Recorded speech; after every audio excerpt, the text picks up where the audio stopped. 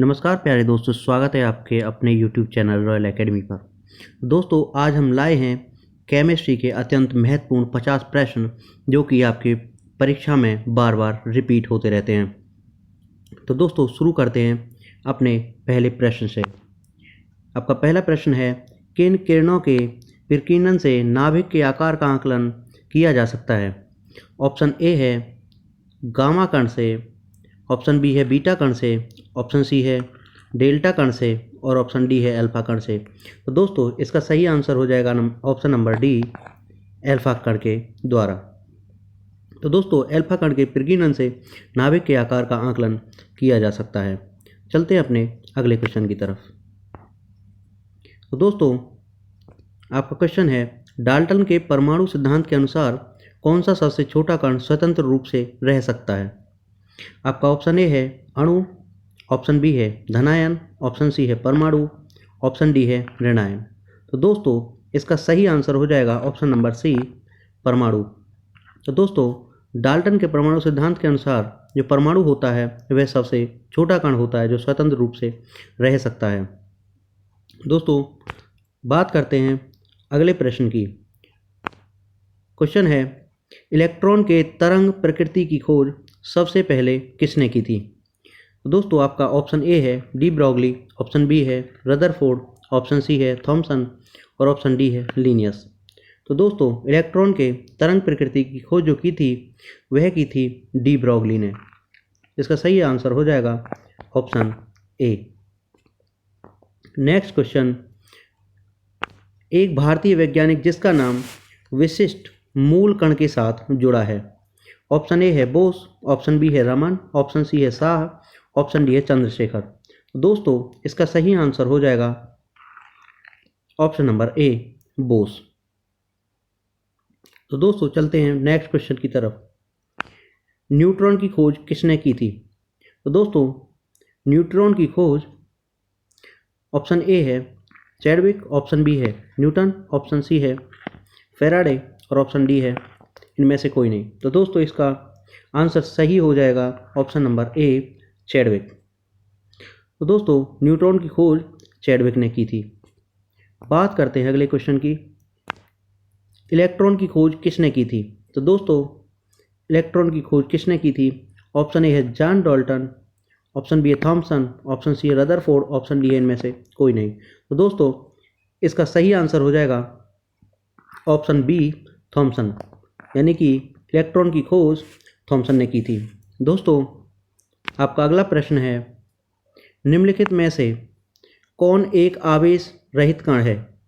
दोस्तों, आपका option A है प्रोटॉन, ऑप्शन बी है इलेक्ट्रॉन, ऑप्शन सी है न्यूट्रॉन, ऑप्शन डी है इनमें से कोई नहीं। तो दोस्तों, आपका सी ऑप्शन सही हो जाएगा। न्यूट्रॉन जो होता है उस पर कोई आवेश नहीं होता है। अगले क्वेश्चन की तरफ चलते हैं। आपका क्वेश्चन है, किस वैज्ञानिक ने परमाणु सिद्धांत की खोज की थी? ऑप्शन ए है जॉन डाल्टन, ऑप्शन बी है मैडम क्यूरी, ऑप्शन सी है रदरफोर्ड और ऑप्शन डी है इनमें से कोई नहीं। तो दोस्तों, इसका सही आंसर हो जाएगा ऑप्शन ए, जॉन डाल्टन। दोस्तों, बात करते हैं अगले क्वेश्चन की, निम्नलिखित में से रासायनिक यौगिक कौन सा है?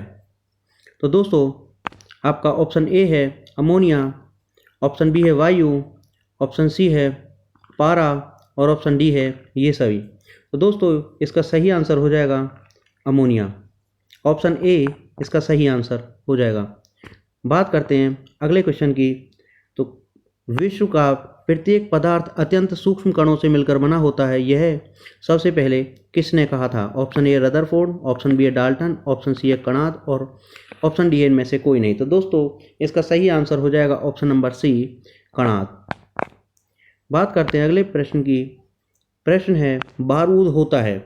ऑप्शन ए है यौगिक, ऑप्शन बी है मिश्रण, ऑप्शन सी है द्रव, ऑप्शन डी है इनमें से कोई नहीं। तो दोस्तों, इसका सही आंसर हो जाएगा ऑप्शन नंबर बी, बारूद एक मिश्रण होता है। बात करते हैं अगले प्रश्न की, निम्नलिखित में से कौन एक यौगिक है?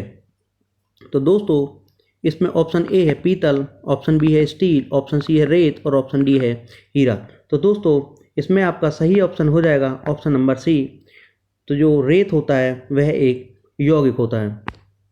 बात करते हैं अगले प्रश्न की, पदार्थ का चतुर्थ अवस्था क्या है? तो दोस्तों ऑप्शन ए है प्लाज्मा, ऑप्शन बी है तरल, ऑप्शन सी है गैस और ऑप्शन डी है ठोस। तो दोस्तों जो पदार्थ की चौथी अवस्था होती है, ठोस, गैस और तरल के अलावा जो चौथी अवस्था होती है वो होती है ऑप्शन ए प्लाज्मा। तो आपका ऑप्शन ए सही आंसर हो जाएगा। दोस्तों अगला क्वेश्चन है, स्टेनलेस स्टील क्या है? ऑप्शन ए है यौगिक, ऑप्शन बी है तत्व, ऑप्शन सी है ठोस और ऑप्शन डी है मिश्रण। तो दोस्तों आपका सही आंसर हो जाएगा ऑप्शन डी, यानी कि स्टेनलेस स्टील जो होती है वह एक मिश्रण होती है। दोस्तों अगले प्रश्न पर चलते हैं। आपका प्रश्न है, निम्नलिखित में से किस पदार्थ में ऑक्सीजन नहीं है? तो दोस्तों ऑप्शन ए है मिट्टी का तेल, ऑप्शन बी है कांच, ऑप्शन सी है रेत और ऑप्शन डी है सीमेंट। तो दोस्तों इसका सही आंसर हो जाएगा ऑप्शन नंबर ए, मिट्टी का तेल। दोस्तों मिट्टी के तेल में ऑक्सीजन नहीं होती है। बात करते हैं अगले प्रश्न की, निम्नलिखित में से किस अधातु में धातुई चमक पाई जाती है? तो ऑप्शन ए है आयोडीन, ऑप्शन बी है ग्रेफाइट और ऑप्शन सी है ए और बी दोनों और ऑप्शन डी है इनमें से कोई नहीं। तो दोस्तों इसका सही आंसर हो जाएगा ऑप्शन सी, ए और बी दोनों। तो दोस्तों आयोडीन और ग्रेफाइट ऐसी धातु होती हैं जिनमें धातुओं की तरह चमक होती है। दोस्तों अगले प्रश्न पर चलते हैं। आपका प्रश्न है, ऐसे तत्व जिनमें धातु और अधातु दोनों के गुण पाए जाते हैं कहलाते हैं? ऑप्शन ए है उपधातु, ऑप्शन बी है धातुमल, ऑप्शन सी है मिश्र धातु और ऑप्शन डी है ये सभी। तो दोस्तों इसका सही आंसर हो जाएगा ऑप्शन नंबर ए, उपधातु, यानी उपधातुओं में धातु और अधातु दोनों के गुण पाए जाते हैं। अगला प्रश्न है, दो या दो से अधिक तत्वों के मात्रा के विचार से एक निश्चित अनुपात में संयोग करने से बना पदार्थ कहलाता है? दोस्तों ऑप्शन ए है यौगिक, ऑप्शन बी है मिश्रण, ऑप्शन सी है द्रव और ऑप्शन डी है तत्व। तो दोस्तों इसका सही आंसर हो जाएगा ऑप्शन नंबर ए, यौगिक। तो दोस्तों दो या दो से अधिक तत्वों के मात्रा के विचार से एक निश्चित अनुपात में जो संयोग करने से पदार्थ बनता है उसको हम यौगिक कहते हैं। बात करते हैं क्वेश्चन नंबर 20 की। आपका प्रश्न है, रबर निम्न में से किसका बहुलक है? तो ऑप्शन नंबर ए है आइसोप्रीन, ऑप्शन बी है प्रोपीन, ऑप्शन सी है एथिलीन और ऑप्शन डी है एसिटिलीन। तो दोस्तों सही आंसर आपका हो जाएगा आइसोप्रीन, क्योंकि रबर जो होता है वह आइसोप्रीन का बहुलक होता है। दोस्तों यदि आपने अभी तक चैनल को सब्सक्राइब नहीं किया है तो सब्सक्राइब कर लीजिए, क्योंकि आपको यहाँ पर रोज़ एक नया वीडियो प्राप्त होता रहता है। बात करते हैं अगले प्रश्न की, उस हाइड्रोकार्बन का नाम बताएं जिससे एथेनॉल बनता है? दोस्तों ऑप्शन ए है मीथेन, ऑप्शन बी है ब्यूटेन, ऑप्शन सी है ईथेन और ऑप्शन डी है बेंजीन। तो दोस्तों आपका सही आंसर हो जाएगा ईथेन। दोस्तों इथेनॉल या दारू शराब ये बनता है आपके ईथेन से। ऑप्शन सी आपका सही आंसर हो जाएगा। दोस्तों अगले क्वेश्चन पे चलते हैं। क्वेश्चन है, निम्न में से कौन जल में एवलेय है? एवलेय का मतलब जो नहीं घुलता है। तो दोस्तों इसमें ऑप्शन ए है एथाइन, ऑप्शन बी है ग्लूकोज, ऑप्शन सी है एथेनोइक अम्ल और ऑप्शन डी है अन्य। तो दोस्तों इसका सही आंसर हो जाएगा ऑप्शन नंबर ए, यानी कि एथाइन जो होता है वह जल में नहीं घुलता है। अगले प्रश्न पे चलते हैं, निम्न में कौन एल्कोहल पेय के लिए उपयुक्त है? तो दोस्तों कौन सा एल्कोहल इनमें से पिया जा सकता है? ऑप्शन ए है मेथेनॉल, ऑप्शन बी है एथेनॉल, ऑप्शन सी है हेक्सेनॉल और ऑप्शन डी है प्रोपेनॉल। तो दोस्तों इसका सही आंसर हो जाएगा एथेनॉल। तो दोस्तों जो एल्कोहलों में से पीने योग्य जो एल्कोहल होता है वो हमारा एथेनॉल होता है, C2H5OH इसका रासायनिक सूत्र होता है। दोस्तों बात करते हैं अगले प्रश्न की, निम्न में से कौन सा गुण कार्बनिक यौगिकों में प्राय नहीं होता है? ऑप्शन ए है जल में विलेयता, ऑप्शन बी है निम्न द्रवणांक, ऑप्शन सी है ज्वलनशीलता और ऑप्शन डी है सभी। तो दोस्तों इसका सही आंसर हो जाएगा ऑप्शन नंबर ए, जल में विलेयता। तो दोस्तों जो कार्बनिक यौगिक होते हैं वो प्राय जल में अविलेय होते हैं, यानी जल में नहीं घुलते हैं। अगले प्रश्न पर चलते हैं। क्वेश्चन है आपका, अगर किसी मिश्र धातु में एक धातु पारद है तो इसे क्या कहते हैं? तो दोस्तों ऑप्शन ए है पारद मिश्र धातु, ऑप्शन बी है आयरन मिश्र धातु, ऑप्शन सी है अमलगम और ऑप्शन डी है जिंक मिश्र धातु। तो दोस्तों इसका सही आंसर हो जाएगा ऑप्शन नंबर सी, अमलगम। तो दोस्तों जब कोई मिश्र धातु ऐसे बनाई जाती है कि उसमें एक तो पारा होता है Hg और उसके साथ में एक धातु होती है जैसे कि सोडियम, तो इसको हम अमलगम कहते हैं। जैसे यह सोडियम के अलावा मैग्नीशियम के साथ में होगा तो उसको मैग्नीशियम का अमलगम बोला जाएगा, जैसे कि Mg और Hg, मैग्नीशियम और ये Hg पारा। इस तरह से यहाँ पर अगर जिंक है और पारा है तो यह जिंक का अमलगम कहलाएगा। दोस्तों बात करते हैं अगले प्रश्न की। आपका प्रश्न है सिलिका क्या है? ऑप्शन ए है उपधातु, ऑप्शन बी है धातु, और ऑप्शन सी है अधातु, और ऑप्शन डी है इनमें से कोई नहीं। दोस्तों आपका सही आंसर हो जाएगा ऑप्शन नंबर ए उपधातु। तो दोस्तों सिलिका एक उपधातु होती है। बात करते हैं अगले क्वेश्चन की। कार्बन का कौन सा अपर रूप अधिक कठोर होता है? दोस्तों ऑप्शन ए है ग्रेफाइट, ऑप्शन बी है हीरा, ऑप्शन सी है कोयला, और ऑप्शन डी है काजल। तो दोस्तों इसका जो सही आंसर हो जाएगा वो हो जाएगा ऑप्शन नंबर बी हीरा। तो दोस्तों जो हीरा होता है वह दुनिया का सबसे अधिक कठोर पदार्थ होता है। बात करते हैं अगले क्वेश्चन की। भूपटपटी में स्वतंत्र अवस्था में पाई जाने वाली धातुएं निम्नलिखित में से कौन है? तो दोस्तों ऑप्शन ए है Ag यानी चांदी, ऑप्शन बी है मैग्नीशियम Mg, ऑप्शन सी है Al एल्युमिनियम, और ऑप्शन डी है जिंक Zn। तो दोस्तों इसका सही आंसर हो जाएगा ऑप्शन नंबर ए Ag, यानी कि दोस्तों जो चांदी होती है वह स्वतंत्र अवस्था में पाई जाने वाली धातु है। चांदी के साथ साथ में जो सोना होता है वह भी स्वतंत्र अवस्था में पाया जाता है, तथा जो प्लेटिनम होता है वह भी भूपटपटी में स्वतंत्र अवस्था में पाया जाता है। ये नोबल मेटल्स कहलाते हैं। दोस्तों अगले क्वेश्चन की तरफ चलते हैं। अगला प्रश्न है निम्न में से किस धातु को केरोसिन में डुबाकर रखते हैं? तो दोस्तों ऑप्शन ए है सोडियम, ऑप्शन बी है मैग्नीशियम, ऑप्शन सी है जिंक, और ऑप्शन डी है सभी। तो दोस्तों इसका सही आंसर हो जाएगा ऑप्शन नंबर ए, यानी कि जो सोडियम होता है वह केरोसिन यानी मिट्टी के तेल में डुबाकर रखा जाता है, क्योंकि यह अत्यंत क्रियाशील होता है। इस वजह से इसको मिट्टी के तेल में डुबा के रखते हैं ताकि यह वायु की ऑक्सीजन के साथ में अभिक्रिया ना करे। यह वायु में रखने पर तुरंत जल उठता है। दोस्तों अगले क्वेश्चन की बात करते हैं। आपका सवाल है निम्न में कौन अधातु पानी में डुबाकर रखी जाती है? दोस्तों ऑप्शन ए है सल्फर, ऑप्शन बी है श्वेत फास्फोरस, ऑप्शन सी है लाल फास्फोरस, और ऑप्शन डी है आयोडीन। दोस्तों इसका सही आंसर हो जाएगा ऑप्शन नंबर बी श्वेत फास्फोरस, यानी कि सफ़ेद फास्फोरस। तो दोस्तों जो सफ़ेद फास्फोरस होता है उसको हम पानी में डुबा कर रखते हैं।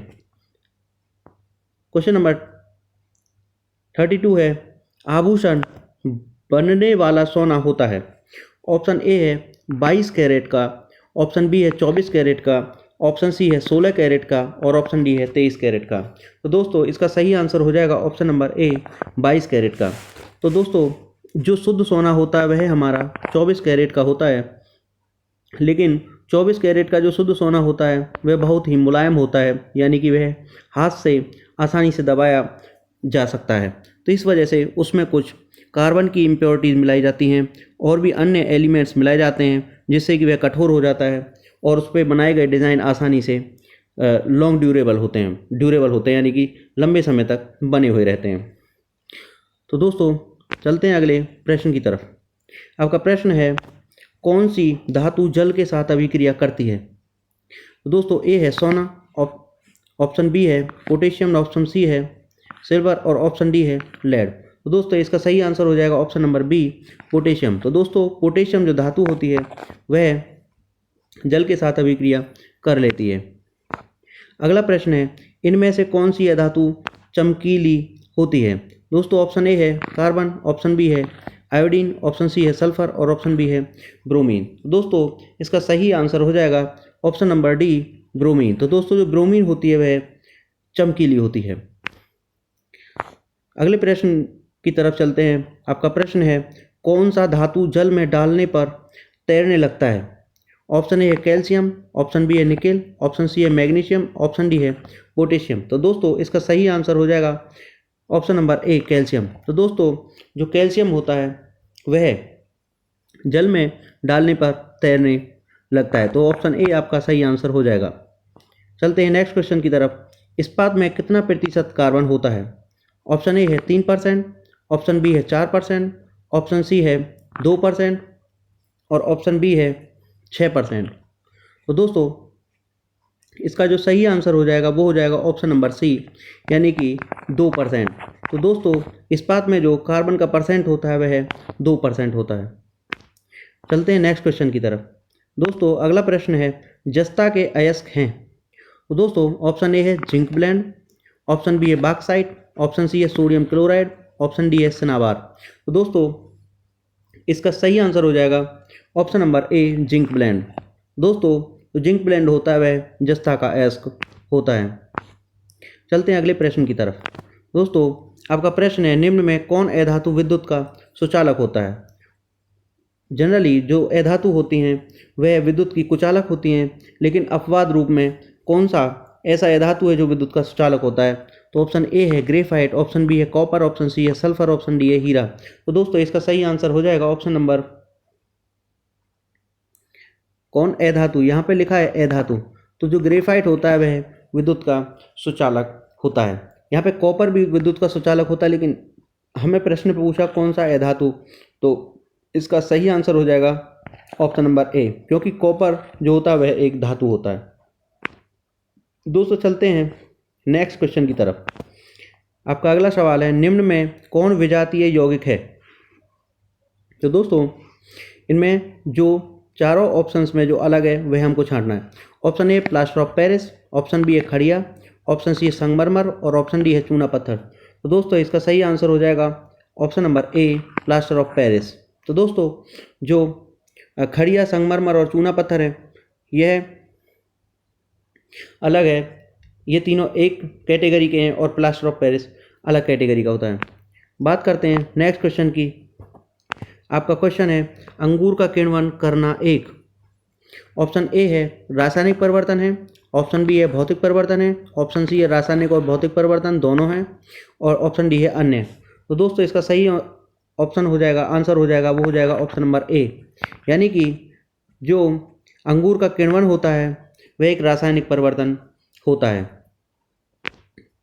दोस्तों अगला प्रश्न है, दानेदार जस्ता पर तनु सल्फ्यूरिक अम्ल डालने पर कौन सा गैस उत्सर्जित होता है? तो दोस्तों option A hydrogen, option B है sulphur dioxide, option C oxygen gas और ऑप्शन डी है कोई गैस नहीं। तो दोस्तों दानेदार जस्ता एक धातु होता है और धातुओं पर जब अम्ल डाला जाता है, तो दोस्तों जब धातुओं पर अम्ल डाला जाता है तो हाइड्रोजन गैस निकलती है। तो कौन सी गैस निकलेगी दोस्तों? हाइड्रोजन गैस निकलती है। ऑप्शन नंबर ए आपका राइट आंसर हो जाएगा। तो दोस्तों चलते हैं अगले प्रश्न की तरफ। आपका अगला प्रश्न है, इमली में कौन सा अम्ल है? ऑप्शन ए है मेथेनोइक, ऑप्शन बी है टार्टरिक, ऑप्शन सी है लैक्टिक और ऑप्शन डी है ऑक्सैलिक अम्ल। तो दोस्तों इसका सही आंसर हो जाएगा ऑप्शन नंबर बी टार्टरिक अम्ल। तो दोस्तों इमली में जो होता है वो टार्टरिक अम्ल पाया जाता है, तो टार्टरिक अम्ल इसका सही आंसर हो जाएगा। चलते हैं दोस्तों अगले प्रश्न की तरफ। आपका अगला प्रश्न है, किसी उदासीन विलयन का पीएच मान है? तो दोस्तों उदासीन विलयन का जो पीएच मान है ऑप्शन नंबर ए है 7, ऑप्शन नंबर बी है 2, ऑप्शन नंबर सी है 9 और ऑप्शन नंबर डी है 11। तो दोस्तों इसका सही आंसर हो जाएगा ऑप्शन नंबर ए 7, यानी कि जो उदासीन विलयन होते हैं जो ना तो अम्लीय होते हैं और ना तो क्षारीय होते हैं, उनका जो पीएच मान होता है वह कितना होता है? 7 होता है। शुद्ध जल का जो पीएच मान होता है वह भी 7 होता है और जितने भी लवण होते हैं, लवणों का जो पीएच मान होता है वह भी कितना होता है? 7 होता है। दोस्तों चलते हैं अगले प्रश्न की तरफ। साग सब्जियों का विघटित होकर कंपोस्ट बनना किस अभिक्रिया का उदाहरण है? तो साग सब्जी जब विघटित हो जाती हैं और उनका खाद बन जाता है तो यह कौन सी अभिक्रिया का उदाहरण होता है? ऑप्शन नंबर ए है ऊष्माक्षेपी, ऑप्शन नंबर बी है ऑप्शन नंबर ए है ऊष्माक्षोषी, ऑप्शन नंबर बी है ऊष्माक्षेपी, ऑप्शन नंबर सी है प्रतिस्थापन और ऑप्शन नंबर डी है उभयगामी। तो दोस्तों इसका सही आंसर हो जाएगा ऑप्शन नंबर बी ऊष्माक्षेपी। तो दोस्तों दो तरह की अभिक्रिया होती हैं, एक होती है ऊष्माक्षोषी और एक होती है ऊष्माक्षेपी। ऊष्माशोषी जो अभिक्रिया होती हैं उनमें ऊष्मा अवशोषित होती है और ऊष्माक्षेपी जो होती हैं उनमें ऊष्मा निकलती है। तो दोस्तों साग सब्जियों का जब अपघटन होता है और वो खाद बनते हैं, कंपोस्ट बनता है, तो उसमें हमको ऊष्मा प्राप्त होती है। तो ऑप्शन नंबर बी आपका राइट आंसर हो जाएगा। चलते हैं दोस्तों अगले प्रश्न की तरफ। आपका प्रश्न है, कॉपर चूर्ण को वायु में गर्म करने पर उसके सतह पर कॉपर ऑक्साइड की एक परत जम जाती है। इस परत का रंग कैसा होता है? तो दोस्तों ऑप्शन ए है काली, ऑप्शन बी है श्वेत, और ऑप्शन सी है पीला, और ऑप्शन डी है भूरा। तो दोस्तों इसका सही आंसर हो जाएगा ऑप्शन नंबर ए काली। तो दोस्तों जब कॉपर चूर्ण को वायु में गर्म करते हैं तो उसकी सतह पर एक कॉपर ऑक्साइड की जो परत जमती है वह काले रंग की जमती है। चलते हैं दोस्तों अगले प्रश्न की तरफ। दोस्तों यदि आपने अभी तक हमारे चैनल को सब्सक्राइब नहीं किया तो सब्सक्राइब जरूर कर लीजिए तथा बेल आइकन को भी प्रेस कर लीजिए ताकि हमारा आने वाले वीडियो का नोटिफिकेशन आपके पास में सबसे पहले पहुंचे और आप वीडियो को सबसे पहले देखें। और दोस्तों यदि आपको वीडियो पसंद आई है तो आप जो वीडियो को लाइक जरूर कर दें। अगला प्रश्न है, निम्न में से कौन ऑक्सीकरण नहीं है? दोस्तों आपका ऑप्शन ए है दहन, ऑप्शन बी है अवक्षेपण, ऑप्शन सी है भोजन का पचना, और ऑप्शन डी है श्वसन।